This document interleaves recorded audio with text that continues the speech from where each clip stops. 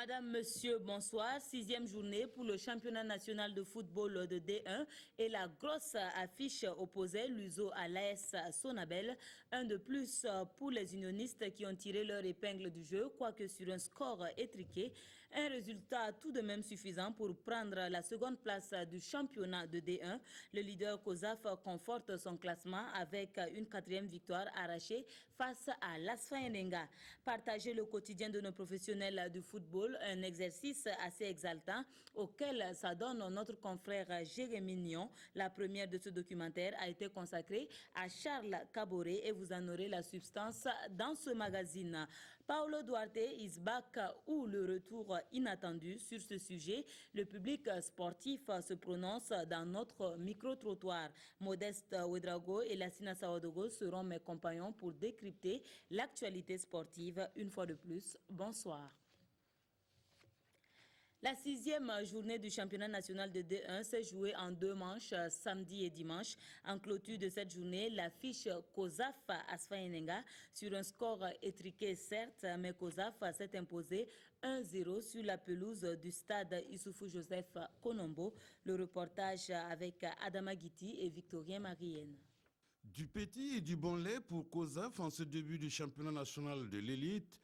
Le club cher à l'ancien international Kassoum Ouedraogo Zico démontre journée après journée que la valeur n'atteint point le nombre des années. Il a épinglé à son jeune tableau de chasse, au sorti de la 6e journée, un grand de taille au pied d'argile.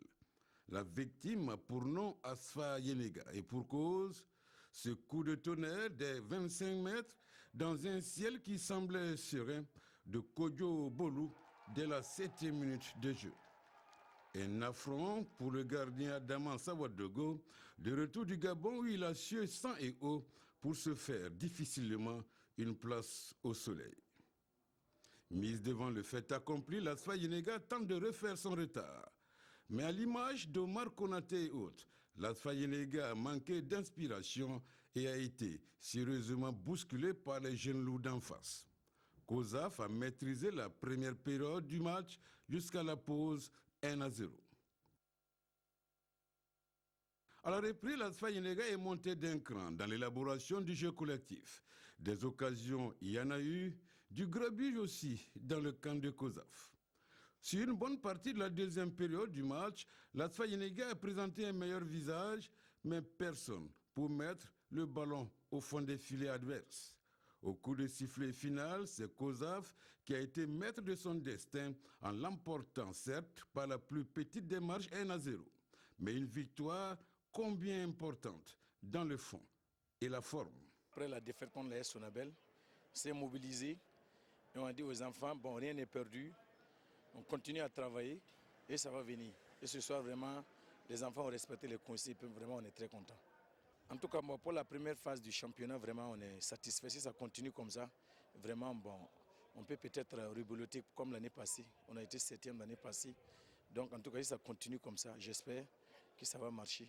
La marionnette a d'apprendre chez les jaunes verts en ce début de marathon.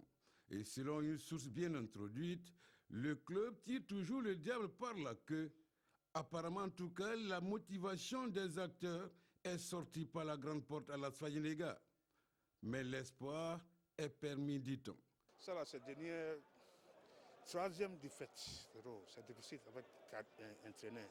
Il y a beaucoup d'occasions. 3 occasions, 4. Pas marqué. Le ballon n'a pas entré plus tôt. C'est le problème.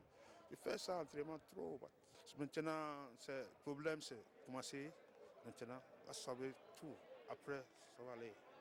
Le malheur des uns faisant le bonheur des autres, COSAF prend les commandes du championnat national à l'issue de la 6e journée avec 13 points plus 4. Déplacement fructueux pour le Racing Club de Bobo face à l'Étoile filante de Ouagadougou.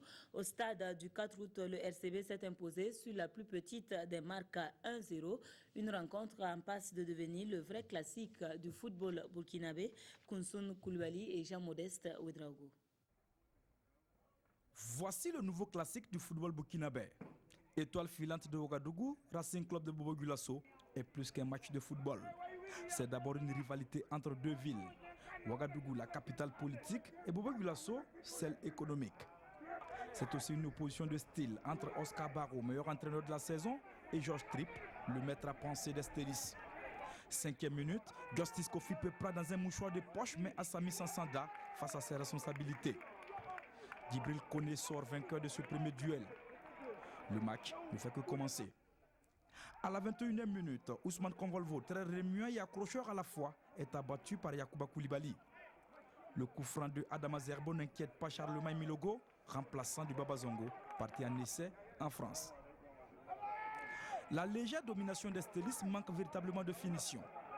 La mi-temps intervient sur une vive contestation des supporters dans les tribunes, mais le score est de 0-0. Au retour des vestiaires, les Tigres de Ouagadougou, plus affamés, montrent plus d'envie et de détermination. À la 57e minute, Justice Kofi Pepra à la manœuvre trouve Assami Sansanda, mais il est surpris par la sortie de Djibril Koné. Pour la deuxième fois de la soirée, le portier Stélis a le dernier mot. 6 minutes plus tard, le milieu de terrain ghanéen place Assami Dassansan sur orbite. Ce troisième face-à-face entre les deux hommes est fatal au portier de l'Étoile. Assami ouvre le score pour le RCB. 1-0. Adama Zerbo, le leader technique de l'EFO, sollicite Ousmane Convolvo dans la surface, sans succès. Le RCB, suite à ce corner, passe à côté du deuxième but. Assami Dassansan, sur les bons coups, se laisse surprendre par la sortie du portier. Derrière, le pied gauche de Justice est maladroit. Score final, 1-0 en faveur du RCB. Mais apparemment, l'ombre de Banu Diawara continue de planer sur les Tigres. C'est le premier but de mes attaquants et cette année nous créons encore plus d'occasions que l'année passée. C'est pour dire quand même qu'il y a quelque chose de solide qui a été construit depuis la défense jusqu'au milieu. Mais à l'attaque, l'ombre de Banu plane toujours. Je pense qu'on est en train de chercher et ça c'est Assami. Je suis en train de faire confiance, mais il faut le mettre en confiance d'abord parce que c'est à travers les matchs qu'il va savoir réellement qu'il porte l'équipe. Le coach nous a parlé de sang-froid, que je n'ai pas gardé mon sang-froid pour pouvoir marquer ce but. Deuxième mi-temps là ça a payé, donc il m'a donné et j'ai scoré en même temps. Les Stélis quant à eux sont toujours à la recherche de l'oiseau rare, le renard de surface. Au milieu aujourd'hui on n'était pas trop pressant comme habitude. J'ai trouvé le milieu c'était pas ça. Qu'est-ce que normalement on aurait pu faire avec un Serbo un petit peu fatigué, Songo. Barraud oui il a fait encore son match.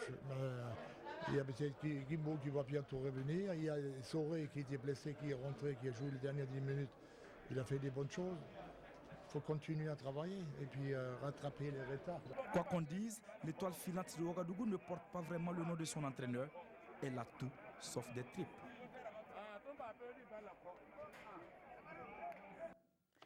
Le vent souffle dans un sens enviable pour l'Union sportive de Ouagadougou.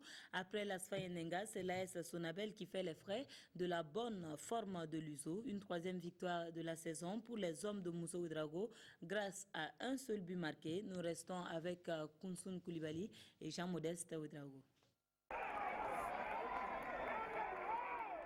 Moussa Ouedraogo dit Mourinho fait tout comme son idole, José Mourinho. Même dans les célébrations des buts, il y a du Mourinho.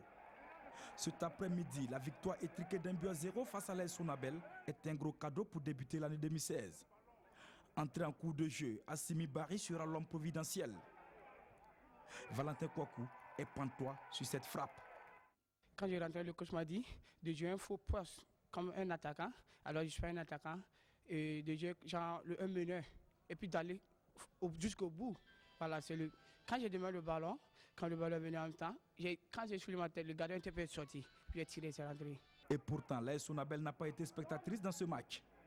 Les hommes de Mokhtar Barrow se procurent même la plus belle occasion de la première partie. Mohamed Traoré profite de la sortie hasardeuse de Aimé Zongo et adresse une frappe dans une cage vide, repoussée par Souleymane Tapsoba, resté en couverture. La première partie s'achève sur le score de 0-0. À la reprise, les électriciens continuent leur domination.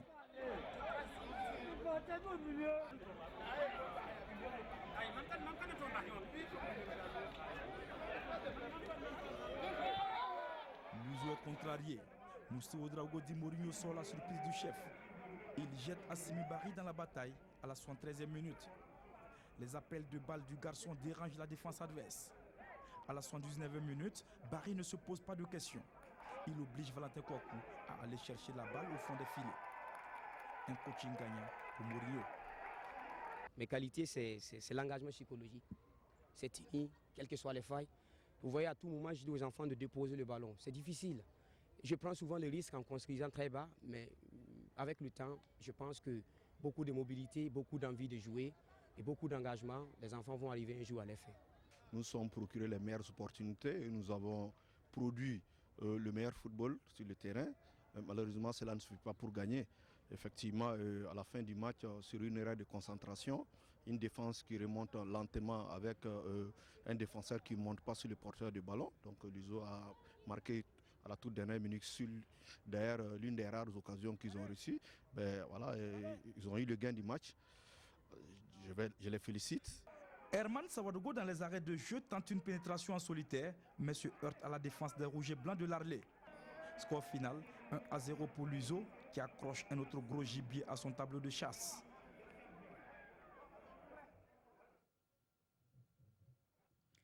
Voilà, je reçois pour vous à présent Jean-Modeste Ouedraogo. Bonsoir Modeste. Bonsoir Ruth.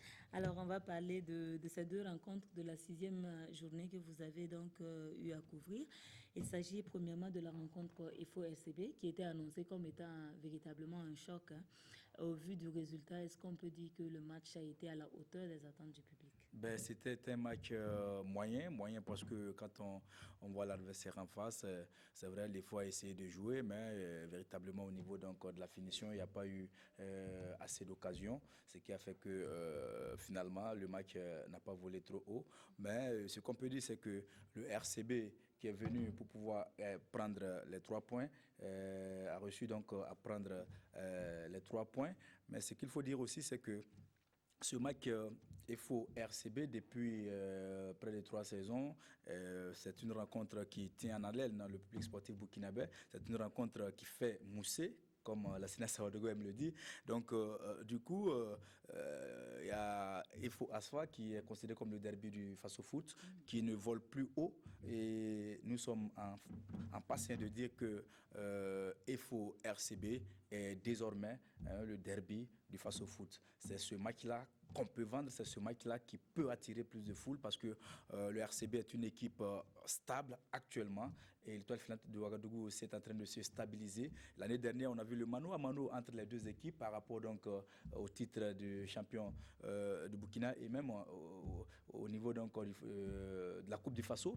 Donc cela voudrait dire que les deux équipes sont actuellement les meilleures équipes de notre championnat entre Griffins. Et donc, c'est pourquoi nous avions dit que cette rencontre-là mérite d'être le derby du Faso Foot. D'accord. Alors, le RCB qui est une équipe assez posée, comme vous venez de le dire. Alors, le RCB a joué seulement 4 matchs au cours de ces 6 journées-là. Et le RCB a 2 matchs en retard.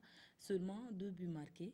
Est-ce que vous pensez que le RCB a le gabarit nécessaire pour défendre le Burkina Faso en campagne africaine, puisque cette saison, le RCB va nous représenter? Alors, les résultats du RCB sont inquiétants. Inquiétants pourquoi? Parce que figurez-vous que depuis le départ de Banou Diawara du côté de l'Algérie, l'équipe de Oscar Barro n'a marqué que quelques 5 buts, vous voyez. Et cette nouvelle saison, vous l'avez dit, ça fait 2 buts et un seul but pour la ligne d'attaque. Je veux parler d'Assami Dassansan et puis Lat DB, et puis y compris tous ceux qui jouent donc en attaque. 2 buts, c'est vraiment maigre comme bilan. Mais comme Oscar l'a dit, il n'a pas d'autre choix puisqu'ils n'ont pas les moyens de trouver un autre attaquant. Donc il faut faire avec les attaquants qui sont là, notamment Assami Dassansan, qui est un joueur intéressant. On avait vu lors de la saison précédente, lorsque Banou Diawara n'était pas là, c'est lui qui essayait vraiment de pallier l'absence du garçon.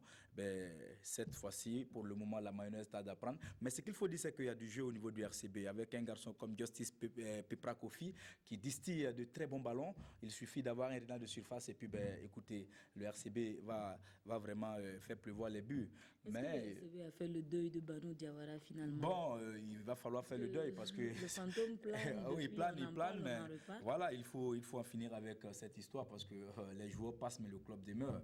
Donc il va falloir penser à d'autres joueurs. Il faut donner toute la confiance nécessaire à Lat DB et à Samida Sansan pour faire le boulot. Je pense qu'il n'y a pas lieu de penser encore à Banou. Banou, il a fait les beaux jours du RCB. Il a été 2 fois meilleur buteur, meilleur joueur du championnat du Burkina. Mais aujourd'hui, ce n'est pas le moment parce que, écoutez, il y a d'autres joueurs qui sont là et qui peuvent prendre la relève et puis représenter dignement le Burkina Faso en campagne africaine. D'accord. Parlons également de l'étoile filante de Ouagadougou qui a limogé son coach.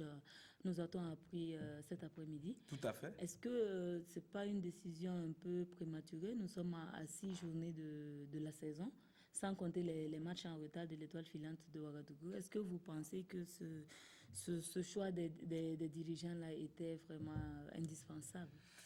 Je pense que Georges Tripp est un monsieur qui connaît le Faso Foot, puisqu'il a déjà, en fait, avant même qu'il ne prenne l'étoile finale de Ouagadougou, c'est un monsieur qui partait au niveau des terrains pour voir un peu les différentes rencontres. Il y a de cela quelques années quand même. Chaque fois, il va voir les matchs. Donc, il connaît le championnat burkinabé.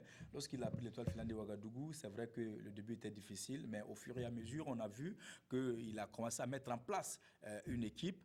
Et puis, les résultats ne suivent pas, c'est vrai, parce que cette défaite face au RCB est une défaite de trop. Donc, il voulait dire Kevin Trapp. Voilà, Georges Tripp passe à la trappe. Donc, c'est vraiment dommage pour cet entraîneur allemand. Mais ce qu'il faut dire, c'est que, véritablement, ce monsieur a dit que véritablement, il manque de joueurs actuellement. Vous savez que au milieu du terrain, c'est difficile parce qu'il y a un garçon comme Hassan Gimbou qui est blessé et qui revient. Il y a Kwanda Suleiman qui n'était pas là hier et donc il a été avant-hier, samedi, donc il a été remplacé tout simplement par Abaka Traoré et Abaka Traoré à côté de Mohamed Koulibaly pour former la paix centrale. Kwanda qui est un garçon en tout cas costaud et qui apporte beaucoup à l'étoile n'était pas là également. Et au niveau donc de l'attaque, il y a Francis Kaboré qui n'était pas là également. On l'annonce aussi partant. Donc du coup, l'étoile filante de Ouagadougou est diminuée et aujourd'hui l'étoile n'a pas véritablement les arguments nécessaires pour rivaliser avec ses concurrents. Et c'est ce qui fait que c'est compliqué pour cet entraîneur-là. Sinon, selon ce que vous dites, la faute n'est pas imputée à l'entraîneur. Oui, pour moi, c'est un peu trop tôt. Pour moi, c'est un peu trop tôt. Il fallait laisser l'entraîneur mettre en place quelque chose de solide parce que quand l'étoile finale de Ouagadougou joue, on sent qu'il y a un travail qui est en train de se faire. Il fallait peut-être laisser l'entraîneur continuer. Alors, l'AS Sonabel qui a également 2 défaites avec seulement 2 victoires. Pour son gabarit, est-ce que c'est juste une mauvaise passe ou un mauvais signe pour l'avenir? Bon, c'est pas un mauvais signe parce que là aussi, il y a l'arrivée de Mokhtar Barrow à la tête donc de cette équipe et qui fait du bon boulot. Là aussi, il faut signaler le retour d'un certain nombre de joueurs qui étaient allés monnayer leur talent à l'extérieur et qui n'ont pas pu s'imposer, qui sont revenus. Il y a Etienne Rebego, qui était du côté de l'Africa Sport d'Abidjan. Il est rentré, il est à l'AS Sonabel. Il y a également Valentin Zungrana, milieu défensif, qui est rentré. Il y a également Youssoufou Kaboré qui est rentré. Donc, aujourd'hui, l'AS Sonabel a véritablement les hommes qu'il faut pour pouvoir rivaliser avec les autres équipes. Mais vous savez, l'AS Sonabel aujourd'hui, c'est un peu un condensé de joueurs, mais pour le moment, la manœuvre n'a pas encore pris. Et Barrow est en train de travailler dans ce sens-là. Et j'ai pu voir une équipe de l'AS Sonabel, en tout cas très intéressante hier, qui a proposé du jeu, qui a dominé l'USO. Vous savez que l'USO est l'une des meilleures équipes qui joue bien au foot. Nous allons suivre avec attention toutes ces équipes-là. D'ici la mi-saison, on sera peut-être situé un peu voilà, sur les performances réelles. Merci Jean-Modeste Ouedraogo, vous restez avec nous.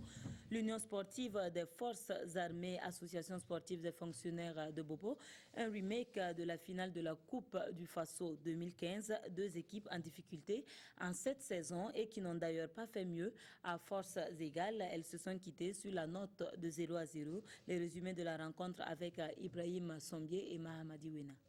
L'USFA et l'ASFB peinent en ce début de championnat. Ces 2 équipes comptent chacune un seul point en 3 matchs. Et sur le terrain, l'entame du match USFA-ASFB confirme les difficultés des 2 équipes. Difficulté à produire un jeu élaboré, mais surtout une inefficacité criarde devant les buts. L'USFA réussit tout de même à trouver le chemin des buts à la 26e minute Mikaïl Dramé est crocheté dans la surface de réparation de l'ASFB. Le capitaine Pendigue Traoré transforme et permet à l'USFA de mener 1-0 jusqu'à la mi-temps. La seconde période reprend sur un rythme plus accéléré. La première opportunité est pour l'ASFB. Et puis l'USFA enchaîne avec 3 occasions coup sur coup. Mais Cyril Pan ne parvient pas à offrir le break à son équipe. Un manque d'efficacité qui donne de la confiance aux jaunes et noirs. 65e minute, Antoine Kofi prend de vitesse la défense de l'USFA et bat Aruna Balbonné. Dans la foulée, l'ASFB tente de prendre l'avantage, mais la frappe de Maurice Zina est repoussée par Aruna Balbonné. C'est au tour de l'USFA de se montrer dangereuse aux 83e et 84e minutes. Encore une fois, Franck Diaman et Emmanuel Gora n'arrivent pas à mettre la balle au fond. Et c'est sur ces occasions gâchées que l'arbitre central met un terme au match USFA-ASFB.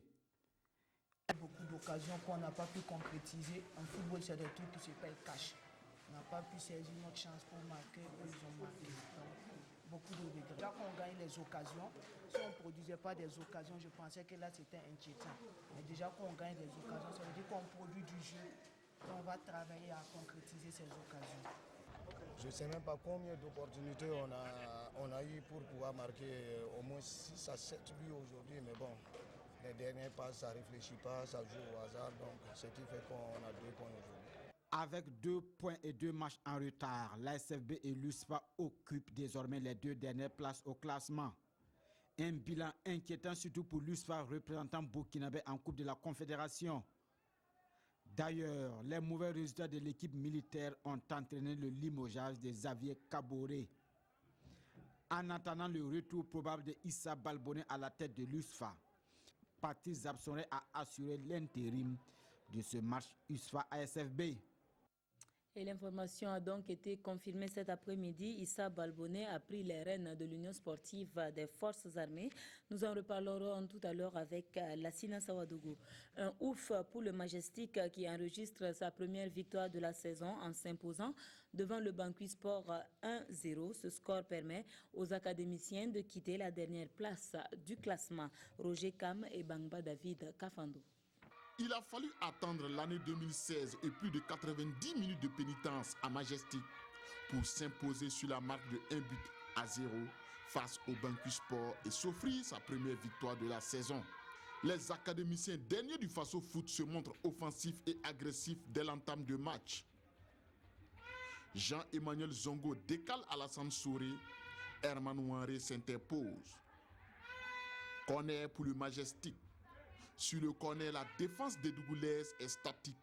Remise de Bruno Zundi et but de Jean-Emmanuel Zongo. Nous jouons la 2e minute. Majestic 1, Banqui Sport 0. Cueilli à froid par ce but matinal, Banqui Sport a du mal à retrouver son jeu. À la 7e minute, les académiciens auraient pu bénéficier d'un pénalty sur cette sortie musclée de Fulmori Traoré, le portier de Banqui Sport. Mamadou Ebié, l'arbitre central, indique plutôt le corner. Mauvaise relance des Bleus à la 10e minute. Bruno Zundi est à un chevet de s'offrir le but du break. Les deux Dougoulais souffrent et Lamine Sanou est scellé en attaque. À la 13e minute, Fulmori Traoré est obligé de sortir le grand jeu pour faire obstacle à ce coup franc bien exécuté par Emmanuel Yameogo. À 1 minute de la pause, Herman Ouanré a failli trouver l'égalisation sur ce corner, mais hélas, sa tentative frôle le montant gauche de Abdoul Kader Kobré. Au retour des vestiaires, les poulains de Somme Baldé attaquent pour refaire leur retard en vain. Mokhtar Keita sur ce coup franc à la 62e minute manque de peu de trouver le chemin des filets. Réplique des académiciens 1 minute plus tard avec Ibrahim Dao. Sa tentative est trop croisée. Les visiteurs se compliquent la tâche dans le dernier quart d'heure avec l'expulsion de Alassane Ouedraogo pour cumul de cartons jaunes. Score final Majestic 1, Banqui Sport 0. C'est la première, surtout pour une nouvelle année 2016 qui commence. Et ça ne pouvait pas mieux commencer. Je loue vraiment de grand Dieu pour cette victoire. Et on espère que ça va être le début d'une série de victoires. Il faut dire que bon, on a baissé un peu les bras parce que le but matinal qu'on a encaissé et qu'il ne fallait pas encaisser a fait que ça a déstabilisé nos systèmes de jeu. En deuxième mi-temps, on a essayé de s'organiser, mais quand même l'équipe adverse s'est regroupée pour chercher aussi une première victoire depuis le début du championnat. Donc c'était un match à 50-50. Ils ont eu plus de réussite que nous dès la première minute. Bon. Majestic, avec un match en retard, retrouve des couleurs à l'issue de la 6e journée et entame l'année 2016 en beauté, en s'offrant sa première victoire de la saison. Et la nouvelle année qui augure de bons auspices pour l'Union sportive de la Comoé. En déplacement à Ouagadougou, l'USCO a pris le dessus sur le Santos 2-0. L'équipe de Banfora compte désormais 8 points avec un match en retard. Amadou Ilboudo et Kalfa Ouattara. 2016 commence merveilleusement pour l'Union sportive de la Comoé. En déplacement à Ouagadougou, l'USCO surprend le Santos FC. Un bon signe de la vie de Ladji Koulibaly. Première victoire de la nouvelle année, ça veut dire que c'est un bon signe. C'est un bon signe pour moi en tout cas. L'équipe de Santos avait déjà perdu le dernier match, donc on s'est préparé en conséquence. On savait que le match serait très difficile. Donc nous avons pris toutes les dispositions nécessaires quand même avant de venir. 0-0 en première période. Les contours de la victoire de l'USCO se dessinent dès la reprise de la seconde période. En 6 touches de balle, les unionistes venus de Banfora ouvrent le score. Salifou Sougouri élimine son vis-à-vis, donne une passe en profondeur pour son attaquant. Sous la pression, le défenseur du Santos, Rasmane Cabré, trompe son gardien. 1-0 pour l'USCO. Nous jouons la 47e minute. Assommé par ce but, le Santos s'organise pour refaire son retard. La maladresse est au rendez-vous, en témoigne l'offrande gâchée par Kader Dao à la 64e minute. Une ratée qui prouve que beaucoup reste encore à faire pour avoir sa place dans l'élite du football burkinabé. Si l'action suivante, l'équipe de la contrée du paysan noir montre la voie à suivre. Ibrahim Diallo, après une chevauchée de près de 60 mètres, lance Yacouba Ouedraogo. L'attaquant de l'USCO résiste à la défense avant de tromper Abdoul Ariz Guiré. Le break est fait. Brema Kaboré apporte du sang neuf, mais la messe est dite. L'USCO s'impose 2-0. Victoire certes, mais beaucoup de déchets dans le jeu. Il y a eu beaucoup de déchets techniques. Bon, d'abord, le terrain n'était pas praticable. On vient d'arroser ça à quelques heures avant le match. Donc ça nous a beaucoup posé des problèmes. Parce que vous savez que nous, on s'entraîne sur des terres battues. Et les joueurs qui se retrouvent sur le gazon arrosé, ça pose un problème. Deuxième défaite d'affilée du Santos. Coach, c'est pas facile. Oui, c'est vraiment pas facile. Dans la mesure où nous croisons des équipes quand même à notre portée, on n'arrive pas à faire quand même la différence, on n'arrive pas à prendre des points.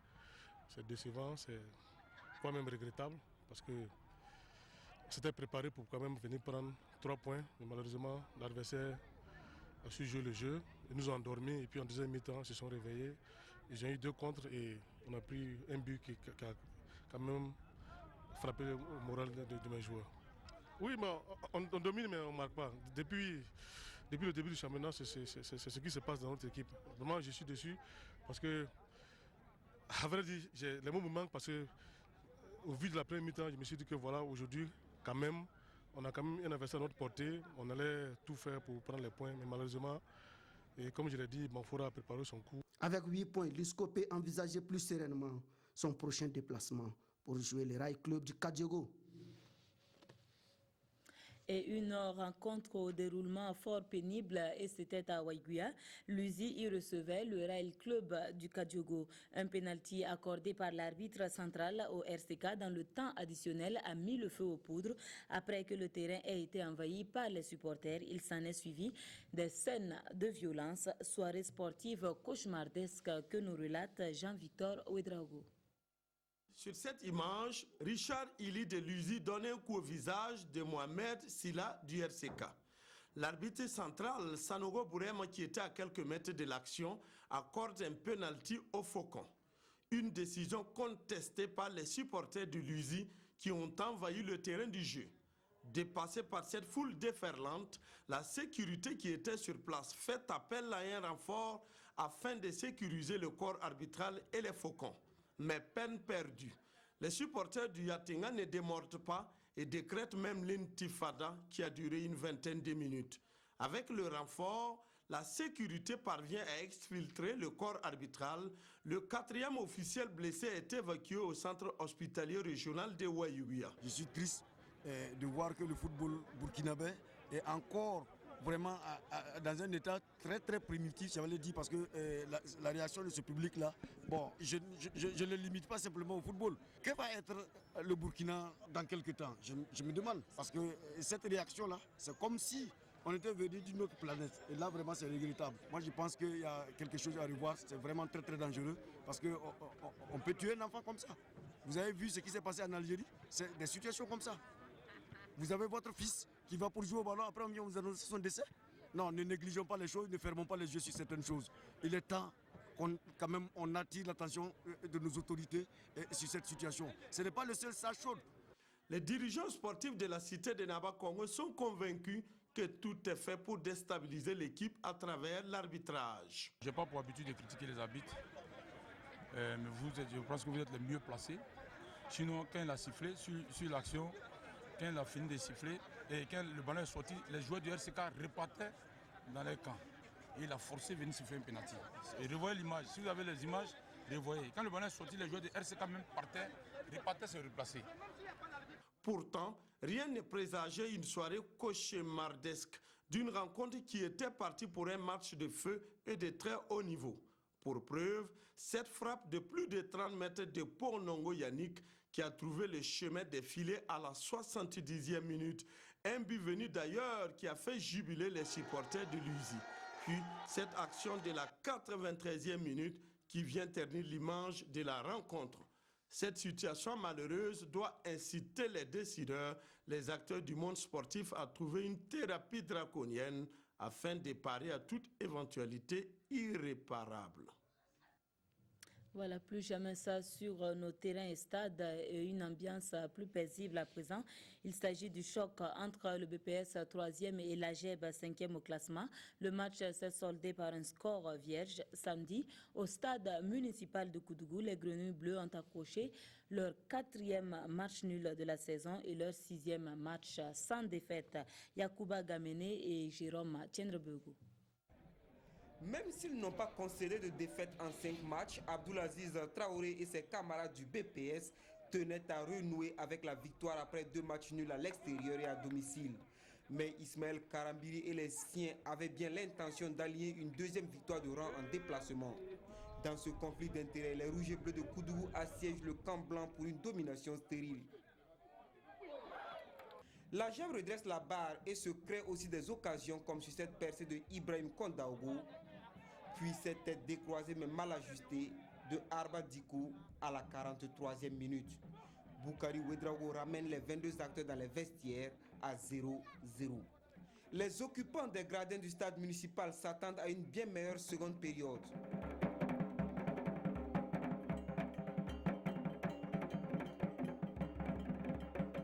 Et c'est l'AGEB qui montre de bonnes intentions. Si le BPS a existé dans cette partie, c'est surtout dans ce cafouillage qui ne donne absolument rien. Pas plus que cette frappe enveloppée de Mamadou Séré. La partie s'achève sur une pression blanche, mais sans but. Au vu du match et tout ce qui s'ensuit avec cette zone qui est un peu hostile, on sait qu'en déplacement, si un terrain au Koudougou, c'est pas facile. Je crois qu'on a eu chacun un temps. C'est vrai qu'on n'a pas été très répondant. Bon, on n'a pas perdu, je pense que c'est bon à prendre. Face à la GEB, vous laissez filer 2 points. Effectivement, bon, avec vraiment beaucoup de regrets, mais je pense que c'est un championnat. Et ça peut arriver. Bon, je pense que c'est mieux qu'une défaite aussi. Voilà. Nous avons pêché sur l'animation offensive au niveau du milieu de terrain. Je pense que c'est une leçon pour nous et nous allons nous atteler pour travailler et pallier à ces... 3e match nul de suite pour les Grenouilles Bleues de Koudougou qui devront préparer une sortie à Bobo contre le RCB, champion en titre pour le compte de la 7e journée. Et les matchs en retard de la 4e journée, à savoir USFA AS Sonabel, USCO ASFB, RCB AGEB et Santos EFO sont reportés au 20 janvier prochain. Les matchs en retard de la 5e journée sont prévus pour le 3 février. Il s'agit de Banqui Sport USFA, ASFB USI, Majestic EFO et RCB RCK. Le classement provisoire à l'issue de cette 6e journée se présente comme suit. Premier COSAF avec 13 points plus 4, suivi de l'USO 2e, 12 points plus 3, 3e le RCK 10 points plus 3, 4e le BPS 10 points plus 2, 5e l'AGEB avec 8 points plus 1, 6e l'USCO avec 8 points plus 1 également, 7e le RCB 7 points plus 1, 8e l'AS Sonabel 7 points plus 0 en goal différentiel, 9e l'étoile filante 6 points plus 1. 10e l'ASFA Enenga avec 5 points plus 0, 11e l'USI 4 points moins 1, 12e le Majestic avec 4 points moins 2, 13e le Banqui Sport 3 points moins 2, 14e le Santos avec 2 points plus 0 en goal différentiel, 15e la SFB 2 points moins 2 et 16e l'Union Sportive des Forces Armées 2 points moins 3, chose très étonnante. Lassina Saotogo, bonsoir. Bonsoir. Merci de nous rejoindre sur ce plateau. Alors, ça ne sent pas très bon du côté de l'Union Sportive des Forces Armées. Écoutez, c'est le contraire qui nous aurait étonné, hein, au vu du début de saison des militaires. On l'avait déjà dit sur ce plateau. Il n'y avait rien qui laissait présager une bonne entame de saison, hein, pour l'Union Sportive des Forces Armées. Les résultats sont là. On l'avait dit, hein, Xavier Caboret, le pompier de service, avait été appelé au chevet de cette équipe en début de saison. Ça n'a pas duré bien longtemps. Il a été limogé, vous l'avez dit tout à l'heure d'ailleurs.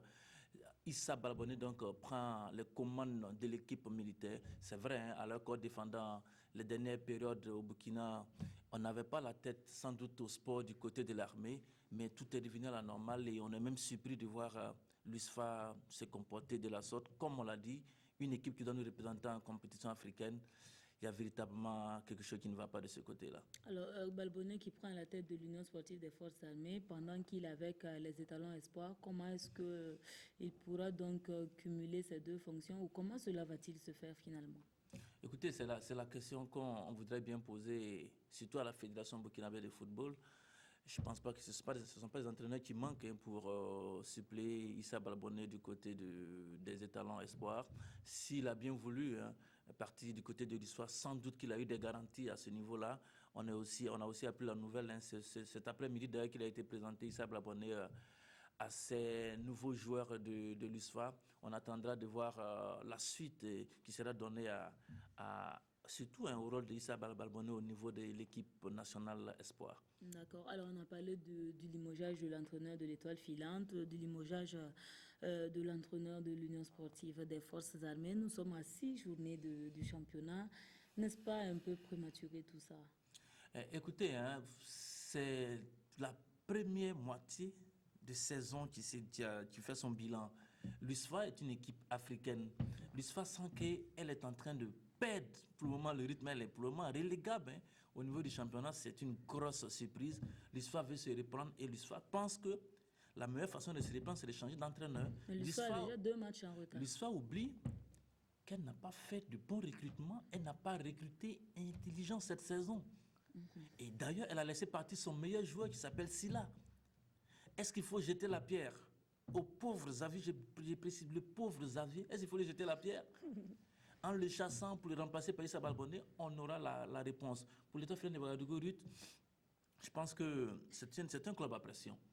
Georges Tripp, à ce qu'il paraît, on reprochera à l'Allemand de ne pas maîtriser son vestiaire. Vous savez que c'est le mot en vogue actuellement. Il ne maîtrise pas son vestiaire.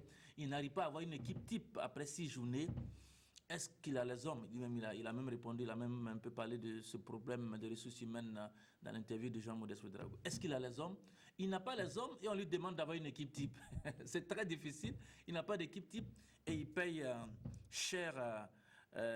Aujourd'hui, il est limogé, remplacé par Sanou. Il sera suppléé aussi, sinon secondé par Rachid Compaoré. C'est les deux donc qui devront conduire les Stélis jusqu'au Mercato. Et au Mercato, on pourra faire une seconde évaluation pour voir s'ils continuent de garder la maison aussi.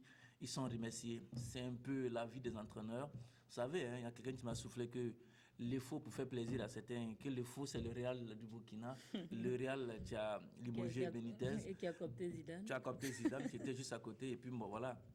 Il faut que tu cherches trip pour ça nous. D'accord. Alors, Lassina, nous allons également parler du championnat dans son ensemble. Nous sommes à 6 journées avec 8 matchs reportés, 8 matchs à jouer et seulement 9 buts inscrits. Nous, dans la tendance générale, on se rend compte que les entraîneurs ne sont pas trop dans l'offensive.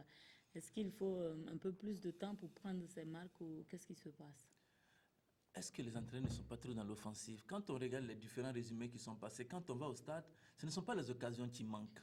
Ce ne sont pas les occasions qui manquent, c'est peut-être la lucidité qui manque à nos attaquants pour terminer les actions. Il y a un problème de finition. Il y a un problème de finition.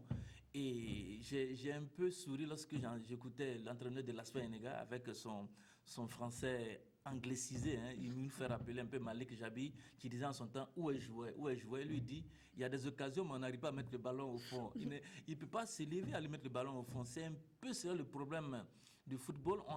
On pense même que c'est au niveau même de la formation des enfants que ça cause problème. C'est vrai que les attaquants des races ne courent pas les rues, mais il faut répéter les exercices devant le but. Il faut répéter les différents ateliers pour permettre aux joueurs d'être encore plus performants. Aussi, à côté de cela, on aime se plaire de prendre un point. On prend un point, on est heureux. J'ai écouté tout à l'heure 2 entraîneurs qui ont dit qu'ils ont marqué le but de façon matinale et ça a coupé l'herbe au pied de leurs joueurs. Mais je ne comprends pas. Quand on prépare une équipe, c'est pour jouer pendant 90 minutes. Vous prenez un but après un quart d'heure et vous estimez que ce but-là vous a désaxé. Mais autant démissionner. Un entraîneur, il est là pour tout le match. Il joue la première, à la 95e ou à la 96e minute. On ne peut pas accepter qu'un entraîneur dise on a pris un but et ça nous a déstabilisé. Ce n'est pas normal parce qu'on peut marquer un but à la 90e minute.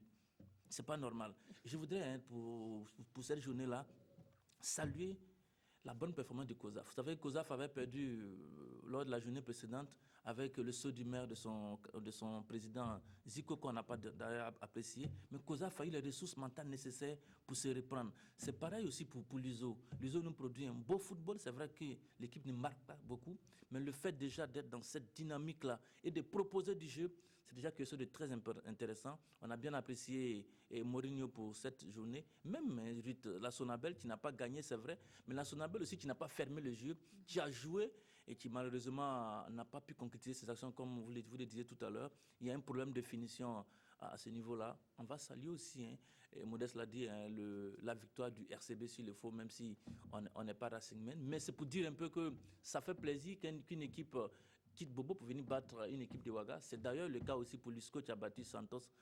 Santos qui est dans une situation très très difficile. C'est des défaites à ne pas comprendre. C'est des concurrents directs pour le maintien, le Santos, l'USCO. Et ça doit pouvoir faire mal à Borema Kaboré et à toute son équipe. C'est aussi saluer la première victoire de Majestic. C'était pas évident. Majestic qui l'équipe est laissée à elle-même aujourd'hui, qui se bat comme elle peut pour exister. Et puis, Ruth Beni Ouattara, permettez-moi de décrier ce comportement qu'on a vu à Waïguia. Voilà, on allait en parler. Oui. Voilà. Quelle suite donc pour cette rencontre qui a été interrompue au grand désarroi donc, des supporters et de tout le monde sportif? Je pense que Kamou Malo l'a un peu signifié. On ne peut pas excuser un tel comportement, quel que soit le comportement de l'arbitre, quel que soit ce qui s'est passé sur le terrain, il est inadmissible, messieurs de Waïguia, que vous envahissez le terrain, que vous portez main sur les joueurs et les Le 4e arbitre a été blessé et évacué à l'hôpital. Ce n'est pas normal, les gars, ce n'est pas normal. Vous aimez le foot, on le sait. On sait que le stade municipal de Waïguia était un stade chaud comme celui de Koudougou.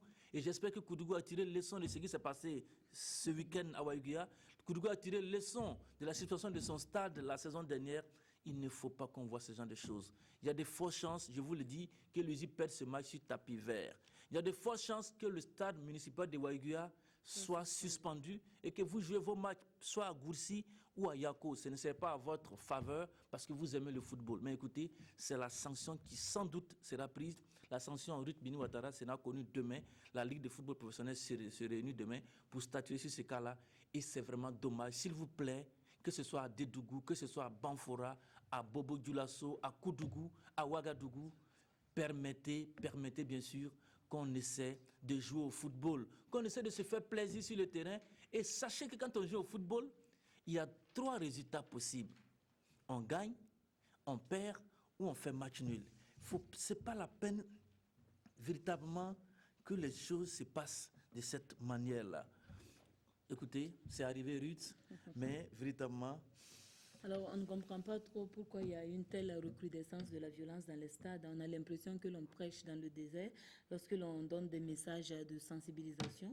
À chaque début d'année, on assiste encore à des séminaires, des colloques pour sensibiliser le public, les dirigeants de clubs et tout.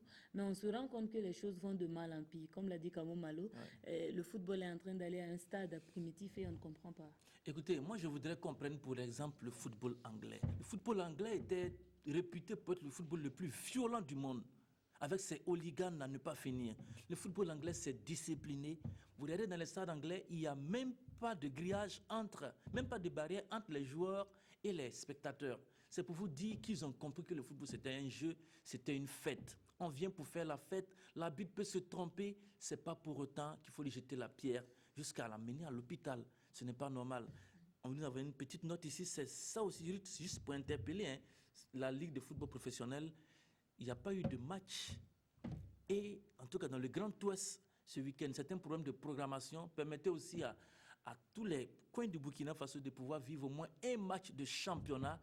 C'est vrai, quand on est à Ouagadougou, on joue un match hors, on joue un match à domicile, c'est normal. Quand on est à Dédougou, un match hors, un match à domicile. Quand on est à Banfora, on doit pouvoir jouer un match hors, un match à domicile. À Bobo-Dioulasso, il y a aussi des équipes, il y a aussi au moins 3 équipes. On doit être capable de pouvoir jouer au moins un seul match à Bobo-Dioulasso tous les week-ends. Ça permettrait au football d'être géographiquement bien réparti pour permettre aux spectateurs de tous les pays de pouvoir vivre dans ce genre de rencontres. Vraiment un appel à nos amis, baisser un peu, Ruth l'a dit, il ne faut pas venir au stade avec un sentiment de vouloir faire mal à quelqu'un, de vouloir insulter, injurer l'arbitre. Je voudrais juste rappeler, juste une parenthèse pour dire que Jusio, qui a été décrié pour RCB et FO, a été sélectionné encore pour faire partie des arbitres du CHAN, qui commence bientôt donc au Rwanda. C'est tout dit sur la qualité de ce monsieur.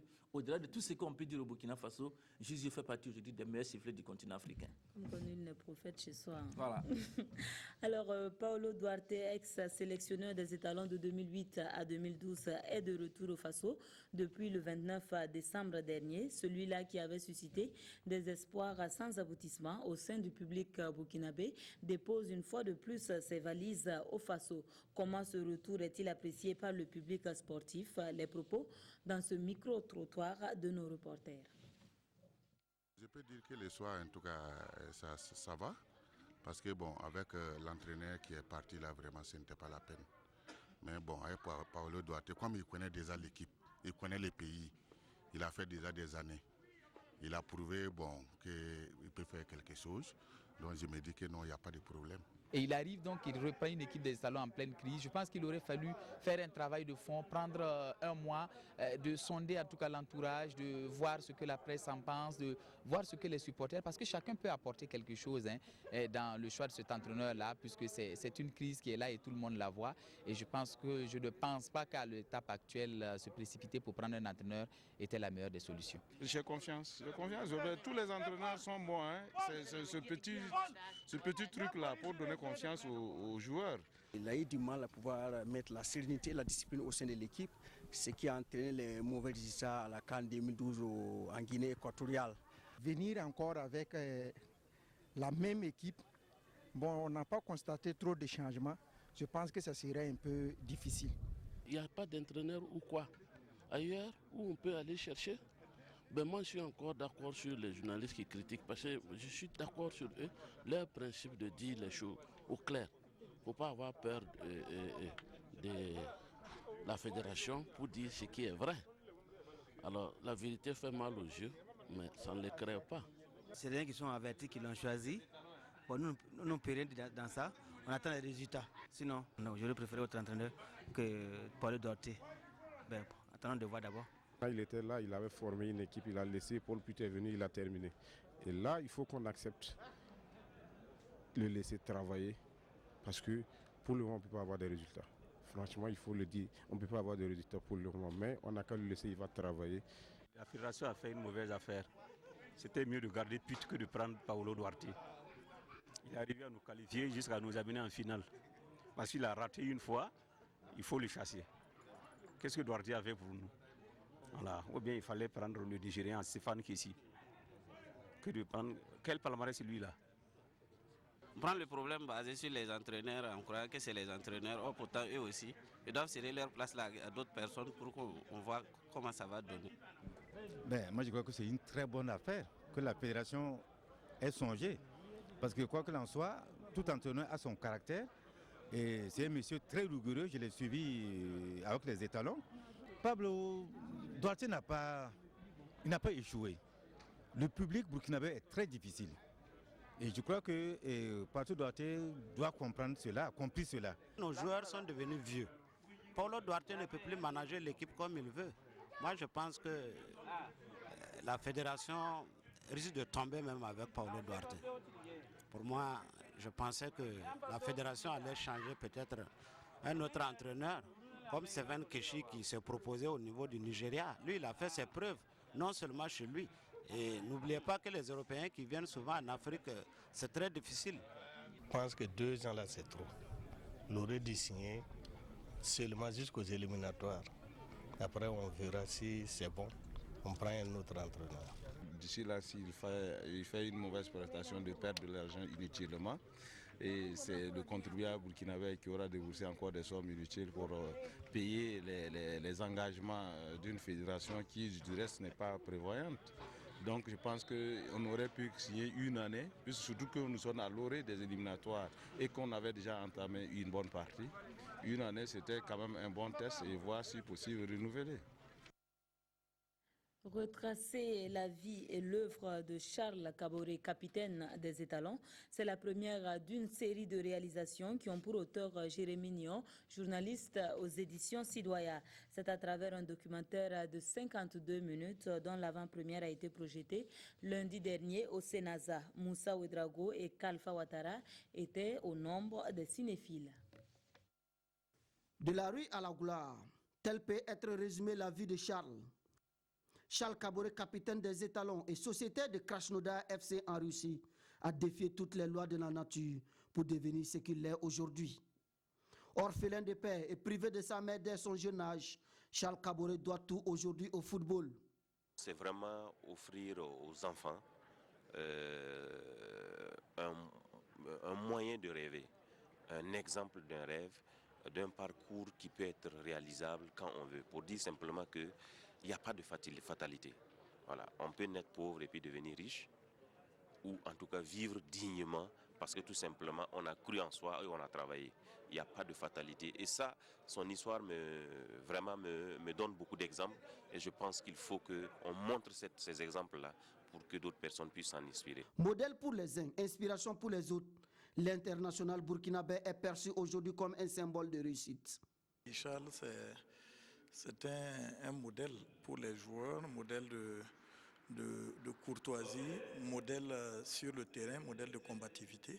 Et un film qui retrace un peu sa carrière, les souffrances qu'il a endurées pour parvenir là où il est.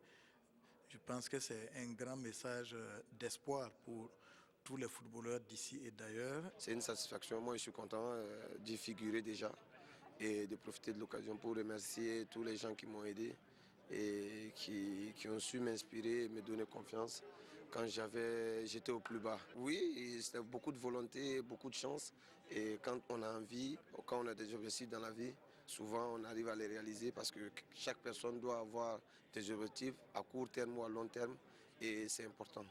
L'avant-première du film documentaire projeté ce lundi même, devant amis et acteurs du monde du sport, est salué par les cinéphiles d'un jour. Et quand on regarde le documentaire, on sait que Charles vient de très loin. Et il s'est battu. Et aujourd'hui, il est devenu un joueur respectable sur le plan international.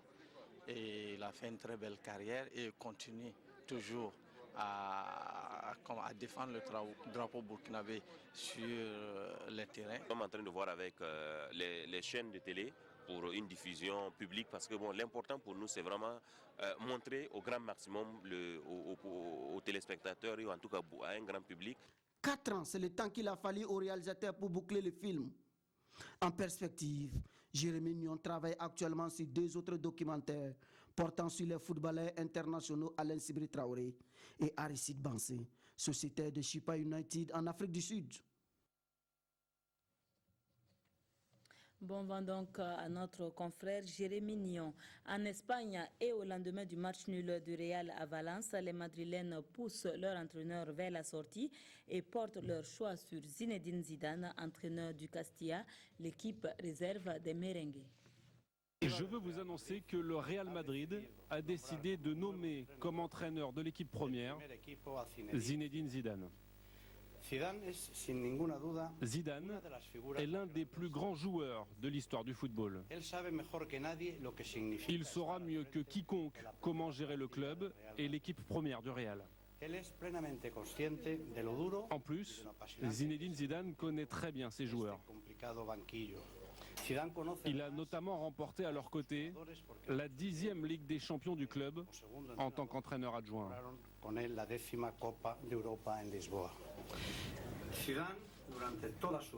Dans sa carrière, Zidane a su affronter les plus grands défis du football.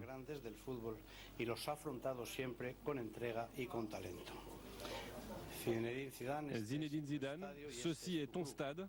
Tu as toute notre confiance et notre appui pour que les supporters puissent de nouveau rêver à chaque match. Tout Madrid est à tes côtés. Voilà donc nous refermons cette édition avec l'Aproba qui est de retour pour tous les amoureux du basketball.